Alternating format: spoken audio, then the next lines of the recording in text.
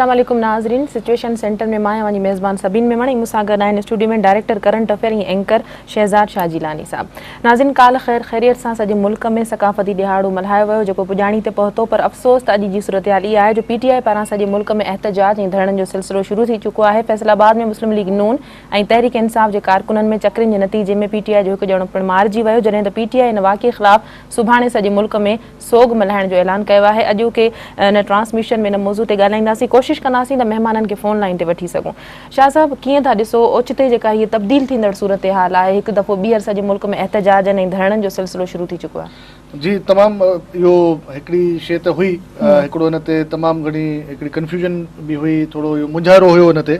त हीउ तहरीक इंसाफ़ जो जेको इहो 125 ॾींहं जो धरणो जेको लॻो हुयो, उन खां बाद में छा सूरतहाल हूंदी, प्लान A आयो, B आयो, C हुयो। हाणे जेको C प्लान जो जेको ऐलान थियो 31 तारीख़ ते, उन में इहा ॻाल्हि जेका आहे काफ़ी माण्हुनि जो तजिया निगार जेके आहिनि उन्हनि जो इहो ख़्यालु हुयो त इहो बसि हाणे डिफ्यूज़ थी वियो आहे, कादरी साहब हलियो वियो आहे ऐं ॿियूं जमातियूं जेके हुयूं उन्हनि सां गॾु उहे जेके आहिनि पोइते हटंदियूं वियूं आहिनि, त बज़ाहिर इहो लॻो त बैक डोर का डील थी वई आहे पाकिस्तान तहरीक इंसाफ़ जी हुकूमत जे विच में अंडरस्टैंडिंग थी आहे, पर उहो ग़लति साबित थियो आहे। ऐं उहे तमामु जेके राया हुया जंहिंमें इहे ॻाल्हियूं साम्हूं आयूं हुयूं, उन में जेको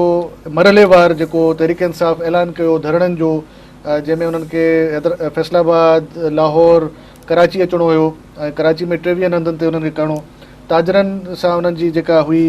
अपील त इहो तव्हां बंदि कजो कारोबार, जेको बि कारोबार आहे, त ताजरनि जेको आहे ख़ासि जेके फैसलाबाद जा हुया उन्हनि हिकिड़ी प्रेस कॉन्फ्रेंस कई, उन्हनि चयो त असां तहरीक इंसाफ़ या इमरान ख़ान जी रिकॉल खे असां रद्द कयूं, असां कंहिं सूरत जेको आहे पंहिंजो कारोबार बंदि न कंदासीं, असां मईशत खे नुक़सानु न थियणु ॾींदासीं।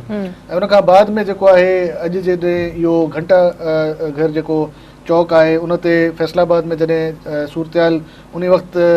जेका आहे छिकताइण वारी थी वई, जॾहिं 3 लॻे इमरान ख़ान जेको अॻवान आहे, सरबराह आहे तहरीक इंसाफ़ जो, उनखे अचिणो हुयो ऐं उनजे अचण जे हवाले सां कुझु अंडरस्टैंडिंग जेका आहे उहा थियल हुई, त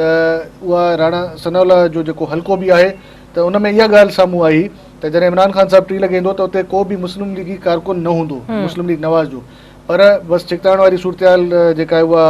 पैदा थी वई, चकरियूं शुरू थी वियूं ऐं उते जेके लठबाज़ी हुई कारकुन पाण में जेके आहिनि उहे जेके आहिनि उन्हनि जी बाक़ाइदा जहिड़े वारी सूरतहाल ऐं पुलिस जेको आहे ॾिठो पिए त उन में हिकिड़ो कारकुन जेको तहरीक इंसाफ़ जो जेको आहे उहो उन में मारिजी वियो, मुंहिंजो ख़्यालु आहे हक़ नवाज़ शायदि उन नालो। ऐं गॾोगॾु हाणे सूरतहाल जेका आहे उहा ॿियनि शहरनि ॾांहुं मतिलबु इहो जेको एहतजाज जो सिलसिलो आहे उहो छड़ो हाणे फैसलाबाद में न आहे, उहो मुख़्तलिफ़ शहर जेके आहिनि उनमें अची वियो आहे। कराची में बि थोरी देरि पहिरियों ताईं असां इतलात हुयूं त इहा सूरतहाल हाणे हुकूमत लाइ वॾो हिकिड़ो मसइलो आहे, उनखे कीअं टैकल था कनि या हिन मामले खे कीअं जेको आहे उहो हल कंदा। पर शाह साहब, तव्हां सम्झो था त कारकुन जे मारिजण सां सूरतहाल अञा वधीक ख़राब थी सघे थी? जीअं असां वटि कादरी वारी सूरतहाल लाहौर में वाक़ियो थियो त इन्हनि खे इन ते वधीक शदीद रद्द अमल जो इज़हार कयो वियो। सिर्फ़ु धरणनि ताईं या एहतजाजनि ताईं सिलसिलो हुजे, हा आम्हूं साम्हूं कारकुन थियनि पिया, पथराव थिए, पोइ शैलिंग थिए, त पोइ बि सूरतहाल ठीकु आहे? तव्हां सम्झो था त ॿीहर हुकूमत ते वधीक कड़ो वक़्तु अचण वारो आहे, छो त सियासी धुरियुनि पारां बि वधीक तनक़ीद थी सघे थी? जी हा, बिल्कुलु। ऐं ॻाल्हि इन जो कनेक्शन डायरेक्ट जेको अगरि असां इन जो अगरि इन वास्तो या इन ॻंढियूं अगरि ॻंढण जी कोशिशि कयूं त उहो इहो आहे त जेको मसइलो उहो ई आहे, एहतजाज धरणो मुज़ाहिरो छो पियो थिए, इहो ई हल्कनि जे हवाले सां ॻाल्हि ॿोल थी। हल्कनि जे हवाले सां हिकिड़ी डेवलपमेंट आई ही साम्हूं, उहा इहा त जेका इन जेको 122 जे हवाले सां शाह साहब, हिन वक़्तु असां सां सिंध TV जो नुमाइंदो ज़ाहिद फैसलाबाद मां फ़ोन लाइन ते, उन खां पुछंदासीं। जी अस्सलाम वालेकुम जाहिद। जी वालेकुम अस्सलाम। जी, आप क्या इतला थे आपके पास जो आज सारे वाक़यात जो आज पेश आए फैसलाबाद के अंदर, और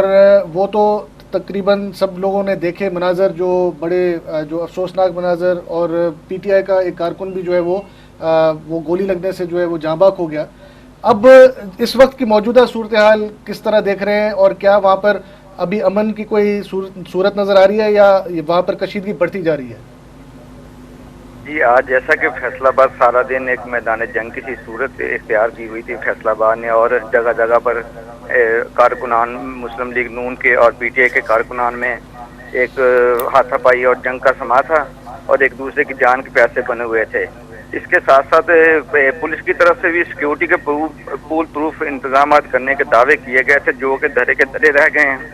تو رانا ثناء اللہ کے ڈیرے کے پاس تقریباً کم از کم 4,500 پولیس اہلکار صرف اسی کے ڈیرے کی حفاظت کے لیے تعینات کر دیے گئے. وہ ڈیرے کی طرف جانے والے راستے کو خاردار تاروں سے بھی سیل کیا گیا، مگر اس کے باوجود بھی پی ٹی آئی کے کارکنان پرجوش رہے اور انہوں نے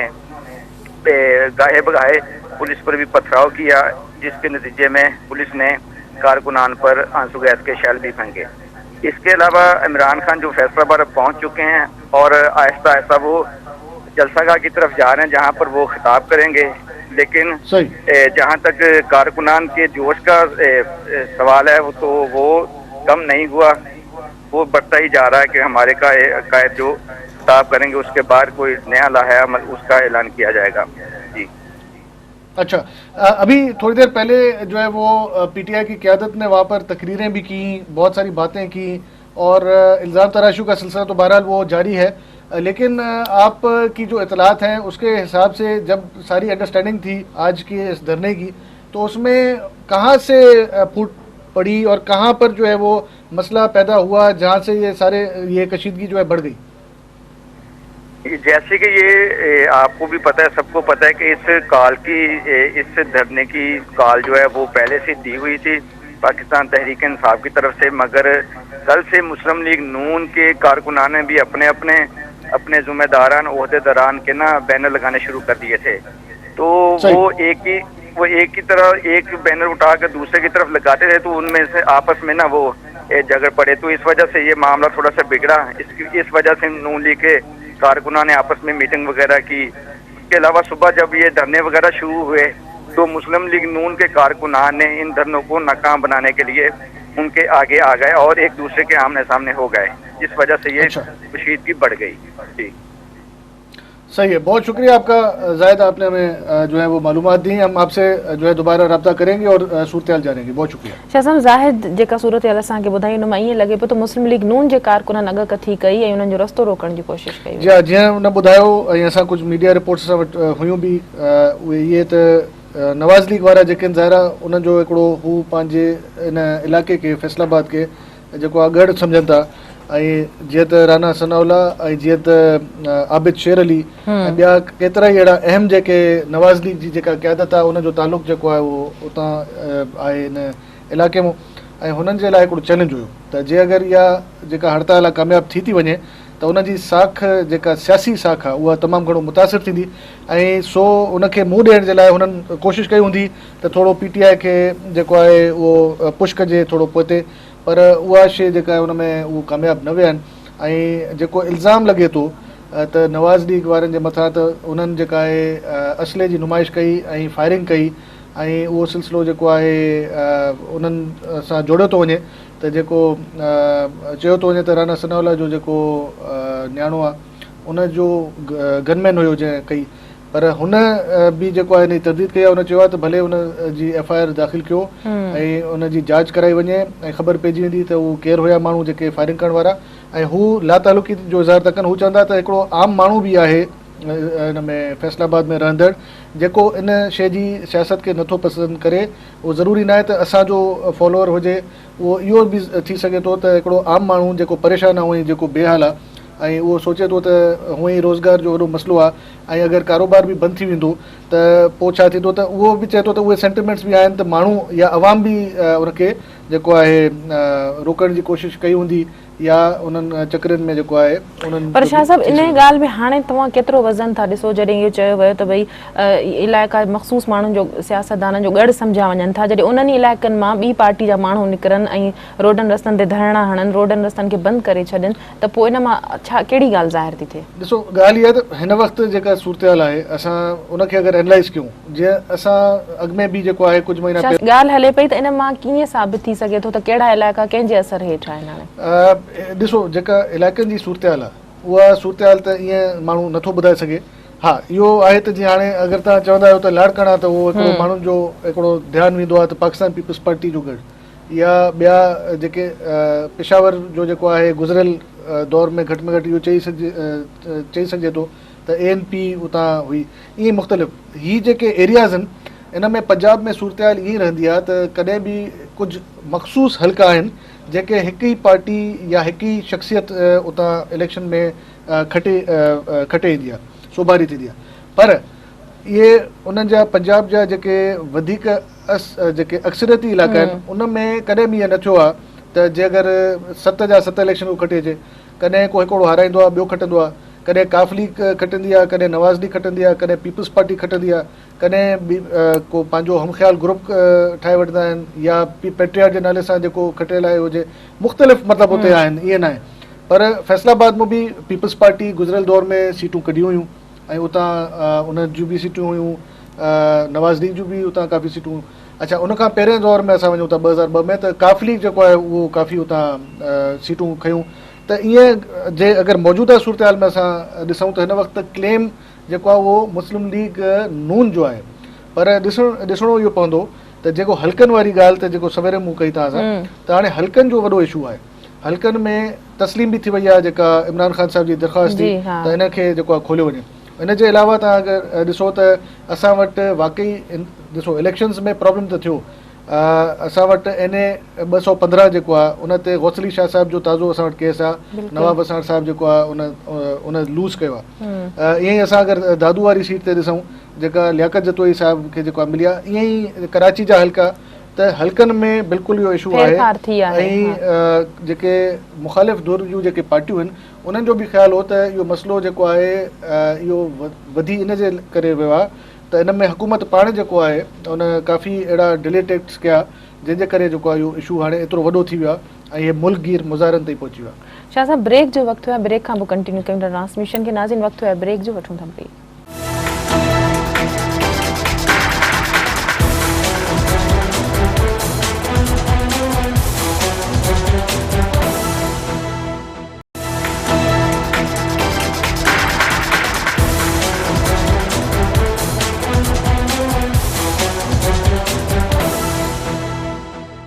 वेलकम बैक नाज़रीन। शाह साहब, ॿिन्ही तरफ़नि खां 120 ॾींहं इन खां वधीक इन सूरत हाल खे गुज़री वियो, पर ॿिन्ही तरफ़नि खां बयानबाज़ी असांखे बंदि थींदे नज़र न पे आई। PTI त बिल्कुलु थधी न थी। तव्हां सम्झो था त हाणे इन सूरत हाल में मुज़ाकरात खे कीअं था ॾिसो तव्हां, उन्हनि जो छा थींदो? मुज़ाकरात पाकिस्तान तहरीक इंसाफ़ ऐलान करे चुकी आहे त असां मुज़ाकरात हाणे न कंदासीं। ऐं मुज़ाकरात जो जेको इहो सिलसिलो हुयो इहो 6 भेरा जेको आहे 6 भेरो हाणे थियो आहे त जंहिंमें इहो मुज़ाकरात थींदा या न थींदा। ऐं तव्हां इहा बि ॻाल्हि ॾिसो त हिकिड़ो तमामु हिकिड़े वॾे गैप खां पोइ जेको सियासी जिरगो हुयो उहो हाणे गुज़िरियल ॾींहंनि में वरी जेको आहे हिकिड़ो फ़ाल किरदारु अदा करण जे लाइ साम्हूं आयो, जंहिंमें रहमान मलिक साहिब ऐं सिराजुल हक़ साहिब ऐं ॿिया जेके आहिनि उनजा मेंबर्स उन्हनि वरी जेको आहे पाण में मुलाक़ातूं कयूं ऐं हिकिड़ो शाह महमूद कुरैशी साहिब पारां इहा ॻाल्हि साम्हूं आई त बिल्कुलु असां मुज़ाकरात करण लाइ तयारु आहियूं, असां मुज़ाकरात खां इनकारी न आहियूं। पर हाणे अॼोके वाक़िआ शाह साहब, तर्जुमे निगार रसूल बख्श रईस साहब असां सां फ़ोन लाइन ते आहिनि। जी, अस्सलाम वालेकुम रसूल बख्श रईस साहब। वालेकुम अस्सलाम जी, आपको वेलकम कहते हैं सिचुएशन सेंटर में। और साथ में आज की जो सिचुएशन हुई है जो फैसलाबाद में, जो कि अब और दीगर शहरों में भी जो है वो अब जो है वो फैल गई है, आप किस तरह देख रहे हैं ये सूरत हाल जो है? एक दफ़ा फिर जो है वो प्लान C का आगाज़ हो चुका है, तो अब प्लान C क्या इसी के अंदर हल हमें मिलेगा या ये अभी मजीद जो है आप इसमें कोई और चीज़ें भी देखते हैं, इसमें और डिलेज भी देख रहे हैं? जो कुछ आज हमने देखा है, ये जो C प्लान है वो एक दबाव का तरीका है तहरीक इंसाफ की तरफ से कि हुकूमत को मजबूर किया जाए कि वो मुज़ाकरात करे और उनके मुतालबात माने। और उनके मुतालबात ये हैं कि इंतखाबात के बारे में धांधली साबित करने या ना साबित करने के लिए अदालती कमीशन बनाया जाए और उस अदालती कमीशन के TOR या टर्म्स ऑफ रेफरेंस क्या होंगे, यानी उसका दायरा इख्तियार क्या होगा, क्या कर सकेगा क्या नहीं कर सकेगा जी, उसके बारे में मुज़ाकरात हुए। हुकूमत गालिबन ये समझी है कि धरने से लोग वर्कर्स और इमरान खान साहब थक गए हैं और अब वो चुप का सांस ले सकते हैं, और धरनों से उन्होंने ये सोचा कि उनकी हुकूमत नहीं जाएगी बल्कि जो लोग उनकी हिमायत कर रहे हैं वो हिमायत ही करते रहेंगे। तो गालिबन उनकी गलती थी, उनको मुज़ाकरात करने चाहिए थे। और अगर किसी को एतराज़ है कि हल्के में कोई धांधली हुई है तो उसका कोई तरीका कार होना चाहिए और उसका फैसला 1-2 माह में हो जाना चाहिए, जिस तरह दुनिया में होता है। लेकिन वो फैसला कहीं नहीं होने देते, तो शुक्र शुबात इंतखाबात के कुछ हल्कों के बारे में बढ़ते चले जा रहे हैं। तो ये दबाव का तरीका है। और ये जिस तरह से आज फैसलाबाद में हुआ है कि अगर नून लीग के वर्कर्स उनके कायदीन के कहने पे या उनके बगैर सामने आते हैं और वहाँ से पुलिस गायब हो जाती है, लोग आपस में लड़ना शुरू कर देते हैं, तो ये एक खाना जंगी किसी कैफियत होगी। और जो कुछ फैसलाबाद में हुआ है उसका रद्द अमल हम अभी जो खबरें सुन रहे हैं, कहीं शेखपुरा में भी हुआ है, इस्लामाबाद में भी थोड़ी देर के लिए अपारा के करीब हुआ, तो ये सब शहरों में तहरीक इंसाफ के लोग मौजूद हैं। तो ये मुल्क में सारा फैल ना जाए, और इमरान खान ने तो कह दिया है कि वो सारे मुल्क में फैलाएंगे। तो हुकूमत की हिकमत में लिए ये होनी चाहिए कि एक तो उनके वर्कर्स तसादुम ना करें, एहतजाज को पुरअमन ही रहने दें। पहले जो हुकूमत ने बुर्दबारी का सबूत दिया है, ताकत का इस्तेमाल नहीं किया इस्लामाबाद में, तो उससे इस्लामाबाद में हुकूमत का सदुकात बुलंद हुआ है। और उन्होंने वो हिकमत अमली सही थी, उसी हिकमत अमली को जारी रखना चाहिए। दूसरी बात यह है कि मुज़ाकरात करने चाहिए ताकि ये बुरान खत्म हो। अच्छा, ये बताइएगा कि इस वक्त जैसे पिछली बार हमने देखा कि एक तो सानिया मॉडल टाउन देखा, फिर हमने धरना देखा, आज़ादी मार्च और इनकलाब मार्च सब कुछ हो गया, और उसके बाद फिर वो हमने शेखुपुरा की भी सूरत हाल देखी, गुजरावाला की भी सूरत हाल हमने देखी, लाहौर की भी। अब आपको क्या लगता है कि अब एक्सक्लूड आउट हो गए हैं बहुत सारे ऑप्शंस जो हैं, तो क्या हुकूमत जो है उसके पास अब ये अगर मामलात को जो है क्राइसिस को अगर हल करना है तो अब किसी का इस्तीफ़ा जो है ज़रूरी नहीं है कि वज़ीर आज़म का, लेकिन किसी और का इस्तीफ़ा आना जो है उससे कुछ मामलात जो है कुछ ठंडे होंगे या नहीं? नहीं, मेरे ख्याल में मुतालबा भी नहीं है किसी और का, और वो मुतालबा तो अच्छा हुआ कि इमरान खान ने ख़त्म कर दिया कि वज़ीर आज़म साहब इस्तीफ़ा दें। वो उन्होंने कहा कि नहीं, ऐसा नहीं। ये एक लचक दिखाई है, हुकूमत को भी लचक दिखानी चाहिए, अदालती कमीशन बना देना चाहिए। उसमें हद क्या है? जब वो नहीं बनाते तो उससे फिर ज़ाहिर है कि वो लोग जो शक की निगाह से देखते हैं 2013 के इंतखाबात को, उनको तकवीत पहुंचती जाएगी और लोग भी सवाल उठाना शुरू कर देंगे। जी हाँ, बहुत शुक्रिया आपका रसूल बख्श रईस साहब। शाह साहब, रसूल बख्श रईस ॻाल्हि कई त हाणे वाकई तव्हां ॾिसो सम्झो था त हुकूमत जी रेस्पॉन्सिबिलिटी, जीअं अॻु में हुकूमत बुर्दबारी जो मुज़ाहिरो कयो, सबर जो मुज़ाहिरो कयो, हुकूमत खे ॿीहर उअं ई करणु घुरिजे, ऐं सुभाणे जे सोग जे हवाले सां हुकूमत जी छा पॉलिसी हुअणु घुरिजे? सभिनि खां पहिरियों त जे वाइज़ली अगर हुकूमत जेका आहे उहा इन क्राइसिस खे ॾिसणु थी चाहे, मतिलबु ॾियणु थी चाहे, त हो सभिनि खां पहिरियों त हिकिड़ो अफ़सोस जो इज़हार करे, हमदर्दी जो इज़हार करे, जेको कारकुन जेको आहे वियो आहे, ऐं उन्हनि खे हिकिड़ो पॉलिसी बयान जेको आहे जारी करणु घुरिजे सीज़ फायर जे लाइ। पर जे अगरि उन जा वज़ीर जीअं परवेज़ रशीद साहब बि अॼु प्रेस कॉन्फ्रेंस कई, ख्वाजा साद रफ़ीक साहब बि कई, उनजे अलावा उन जा मुख़्तलिफ़ टीवी चैनल्स ते बयान हलनि था। राना सनाउल्ला जेको आहे, जंहिंजे पंहिंजे घर जे आॾो जेको आहे मसइलो हले थो, त उनखे घटि में घटि ख़ामोश रहणु घुरिजे अॼु जे ॾींहुं। ऐं एतिरो ज़ाहिर आहे जेतिरो हू उनखे रिटेलिएट कंदो या जवाबु ॾींदो, त ओतिरो जेको आहे जेके कारकुन आहिनि तहरीक इंसाफ़ जा, उहे उन में जेके आहिनि उहे मुंतशिर थींदा। त इहा सूरत हाल असांखे। अच्छा शाह साहब, जेकॾहिं सुभाणे सॼे मुल्क में सोग जो ऐलान कयो थो वञे त इन सां अमन अमान जी सूरत हाल बि ख़राबु थिए थी। अवाम जेको रोज़ कमाईंदड़, रोज़ खाईंदड़ वारो माण्हू आहे, उन ते बि असर पवंदा समाजी हवाले सां। इन ते तव्हां छा चवंदो? छो त जेको रोज़मर्रा जो माण्हू ॿाहिरि निकिरे थो नौकरियुनि जे सां, कमकारनि सां, कारोबार जे हवाले सां, उहो हिकदमि वरी इन सूरत हाल खां परेशान थिए थो। जॾहिं रोड रस्ता बंदि थियनि था, धरना लॻनि था, एहतजाज थियनि था, हड़ताल जूं कालूं ॾिनियूं वञनि थियूं। त ॾिसो, माज़ी में बि असां हिन ते जेके बि असां तजिया जेके कराया ऐं कुझु जेके पंहिंजा असां तजिया पेश कया हुया, उन में हिकिड़ी ॻाल्हि त ॾिसो, कंहिं बि सूरत में मुज़ाहिरा, धरना, हड़तालूं कंहिं बि सूरत में कंहिं बि मुल्क जी मईशत लाइ सुठी ॻाल्हि न आहे। ऐं इन ते तमामु घणो बहस बि थियो आहे त हिकु हुकूमत चवे थी त इहे जेके धरना मुज़ाहिरा आहिनि, इन सां नुक़सानु थिए थो। अच्छा, जेके धरड़ा ऐं मुज़ाहिरा करण वारा आहिनि उहे चवनि था असां इहो इन जे लाइ था कयूं त जेके इन में बहितरी आणण जे लाइ, त मतिलबु मईशत बहितर थिए, करप्शन ख़तमु थिए, जाली मैंडेट वारी हुकूमत ख़तमु थिए ऐं मुल्क जे अंदरि हक़ीक़ी जमहूरियत अचे। इदारा जेके आहिनि असांजा स्टेट इंस्टीट्यूशन्स ऐं ॿिया इदारा जेके आहिनि उहे फ़ाल थियनि ऐं उन्हनि में जेके ज़ाती पसंदि नापसंदि वारे उन ते जेके ॻाल्हियूं हलनि थियूं उहो ख़तमु थिए, मेरिट ते कमु हले। त ॿई पंहिंजा लॉजिक्स ज़रूरु पेश कनि था, पर हाणे इहो त अवाम डिसाइड कंदी त ऐं अवाम डिसाइड कंदी आहे त उहो उन्हनि जे हक़ में छा बहितर आहे। इमरान ख़ान साहिबु चए थो त जेको मौजूदा जेका सूरत हाल आहे उन में उहो अवाम मुताबिक़ न आहे, उहो हिकिड़ो जेको आहे रिग्ड इलेक्शन्स हुया, रिग्ड जेके आहिनि उहे